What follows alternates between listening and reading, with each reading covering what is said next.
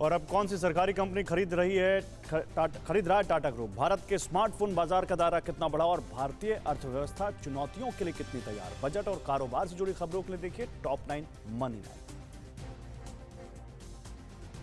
सरकार ने सरकारी कंपनी NINL को 12,100 करोड़ रुपए में Tata steel long products limited को बेचने के प्रस्ताव को मंजूरी दी है। NINL सार्वजनिक क्षेत्रों की 4 कंपनियों MMTC, राष्ट्रीय खनिज विकास निगम, भेल और मेकॉन लिमिटेड समेत ओडिशा सरकार की 2 कंपनियों का संयुक्त उद्यम है। कंपनी भारी घाटे में चल रही है। भारत का स्मार्टफोन निर्यात पिछले वित्त वर्ष की तुलना में 11% बढ़कर 16.9 करोड़ इकाई पर पहुंच गया है। भारत के स्मार्टफोन बाजार का राजस्व 2021 में 38 अरब डॉलर के पार चला गया है, जो पिछले वर्ष की तुलना में 27% वृद्धि है। निर्यात में सर्वाधिक 24% हिस्सेदारी शाओमी की रही। इस साल एप्पल ने भी 108% की वृद्धि दर्ज की है। सेबी ने अपने ग्राहक को KYC पंजीकरण एजेंसियों के लिए नए नियमों को अधिसूचित किया है। अब पंजीकृत मध्यस्थों द्वारा उनके सिस्टम पर डाले गए KYC रिकॉर्ड का KRA को स्वतंत्र तरीके से सत्यापन करना होगा। अधिसूचना में कहा गया है कि इस तरह की एजेंसियों को ग्राहकों के KYC रिकॉर्ड के संबंध में ऑडिट सत्यापन बनाए रखना होगा। इकोनॉमिक सर्वे में GDP ग्रोथ के अनुमान से शेयर बाजार में उत्साह देखने को मिला है। सेंसेक्स 813 अंक की उछाल के साथ 58,014 के स्तर पर बंद हुआ, जबकि निफ्टी भी 237 अंक चढ़कर 17,339 पर रुका। Auto, pharma, IT, oil and gas, PSU, bank और रियल एस्टेट में 1 से 3% की तेजी देखने को मिली। बात महंगाई की करें तो बीते साल राशन और सब्जियों के मुकाबले आपने ज्यादा महंगा कपड़ा और जूता खरीदा है।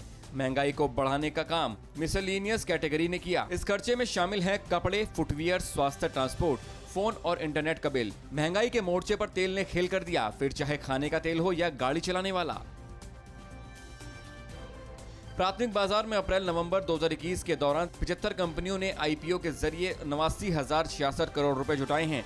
2021-22 की आर्थिक समीक्षा के अनुसार ये संख्या पिछले 1 दशक के दौरान IPO से किसी भी वर्ष में जुटाई गई कुल रकम से बहुत अधिक है। पिछले साल के मुकाबले इसमें 504.5% की शानदार वृद्धि हुई है।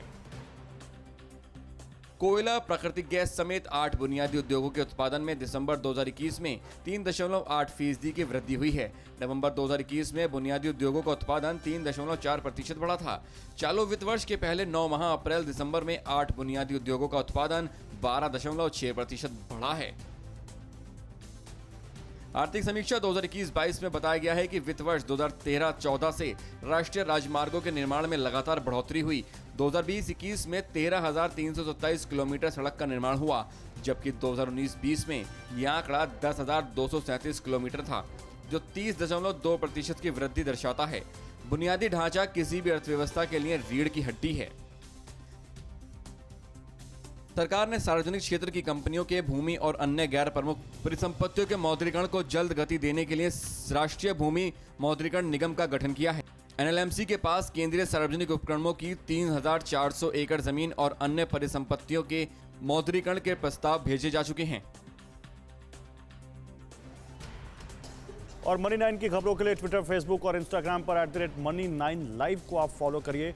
तो मनी 9 के यूट्यूब चैनल को भी आप सब्सक्राइब कीजिए। तो कल पूरे दिन TV9 भारतवर्ष पर देखिए बूस्टर बजट, आपका बजट आपकी भाषा में बड़े सरल तरीके से आपको बजट के सारे वो घोषणाएं जो होंगी वो पहुंचाएंगे आपको समझाएंगे तमाम एक्सपर्ट्स के साथ कि आपको क्या मिला। कल दिन भर लगातार फिक्र आपकी, सोमवार से शुक्रवार रात 9 बजे सिर्फ TV9 भारतवर्ष पर।